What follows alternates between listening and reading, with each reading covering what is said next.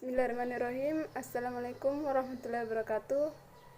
Baiklah, saya akan menjelaskan materi kami, yaitu strategi dakwah virtual. Pengertian strategi dakwah. Strategi merupakan cara yang akan digunakan oleh seseorang atau kelompok untuk melakukan suatu kegiatan atau pekerjaan, baik cara tersebut sudah direncanakan atau belum direncanakan sebelumnya, atau otodidak. Strategi dakwah adalah merupakan suatu metode, siasat, taktik yang dipergunakan dalam aktivitas atau kegiatan dakwah yang peranannya sangat menentukan dalam proses pencapaian tujuan dakwah. Pengertian dakwah virtual. Dakwah virtual adalah kegiatan dakwah yang dilakukan melalui media digital atau media teknologi informasi berupa televisi, radio, internet, dan lainnya. Pada saat ini, menggunakan teknologi informasi dan komunikasi menjadi pilihan yang mesti diambil oleh pendakwah. Mengoptimalkan dakwah virtual melalui media teknologi informasi dan komunikasi di tengah pandemi ini. Untuk mengoptimalkan dakwah virtual di masa pandemi ini, diantaranya dengan menggunakan aplikasi Zoom. Aplikasi ini tengah marak di kalangan masyarakat saat ini karena bisa melibatkan banyak jamaah dan juga bisa mendengar dan melihat tausiah sang mubalik, bahkan juga bisa melakukan tanya jawab. Dakwah melalui jaringan internet dinilai sangat efektif dan potensial dengan berbagai alasan, diantaranya mampu menembus batas ruang dan waktu dalam sekejap dengan biaya dan energi yang relatif terjangkau. Pengguna jasa internet setiap tahunnya meningkat drastis.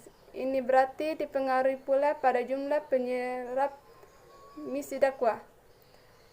Para pakar dan ulama yang berada di balik media dakwah via internet bisa lebih konsentrasi dalam menyikapi setiap wacana dalam peristiwa yang menuntut status hukum syar'i.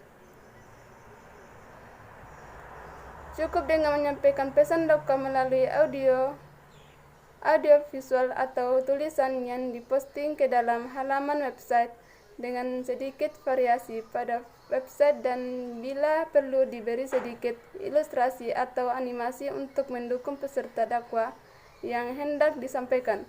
Tidak perlu tenaga ekstra untuk membuat seperti ini. Yang dibutuhkan hanyalah kreativitas dan kecermatan dai virtual hingga bisa menghasilkan pesan dakwah yang menarik. Metode berdakwah secara virtual.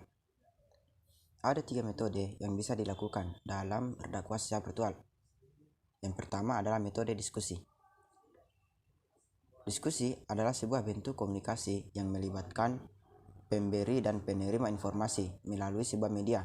Diskusi adalah salah satu metode belajar dengan cara melakukan tukar-menukar pikiran, ide, serta gagasan. Inti dari diskusi adalah pembicaraan yang melibatkan beberapa orang atau sekelompok dengan mengangkat sebuah tema tertentu, dan masing-masing pihak yang terlibat dalam diskusi dapat mengutarakan pendapat, gagasan, dan idenya. Metode ini dimaksudkan untuk mendorong mitra dakwah berpikir dan mengeluarkan pendapatnya serta ikut menyumbang dalam suatu masalah agama. Melalui metode diskusi, dai dapat mengembangkan kualitas mental dan pengetahuan agama para peserta dan dapat memperluas pandangan tentang materi dakwah yang didiskusikan. Dan yang kedua adalah metode konseling. Konseling adalah pertalian timbal balik antara dua orang individu. Seorang konselor berusaha membantu orang lain untuk mencapai pengertian tentang dirinya sendiri dalam hubungannya dengan masalah-masalah yang dihadapinya pada saat ini dan waktu yang akan datang. Metode konseling dalam dakwah sangat diperlukan, mengingat banyaknya masalah yang terkait dengan keimanan dan pengalaman keagamaan yang tidak bisa diselesaikan dengan metode ceramah ataupun diskusi. Yang ketiga adalah metode karya tulis. Nah, metode ini termasuk dalam kategori dakwah bil al-qalam atau dakwah dengan karya tulis.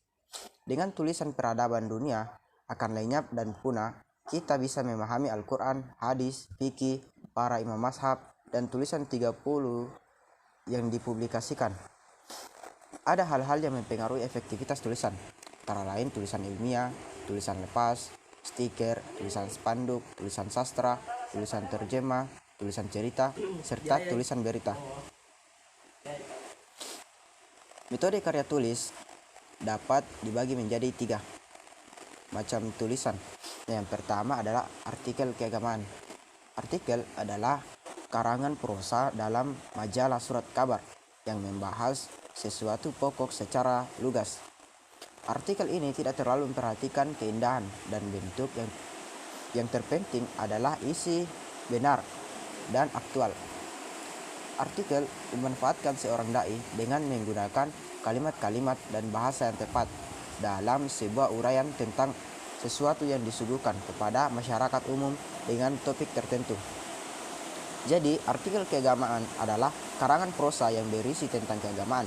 Penyajian artikel keagamaan haruslah artikel yang sekiranya pantas dan menarik untuk diketahui pembaca, dapat memberikan masukan bagi pembaca, relevan dengan tulisan,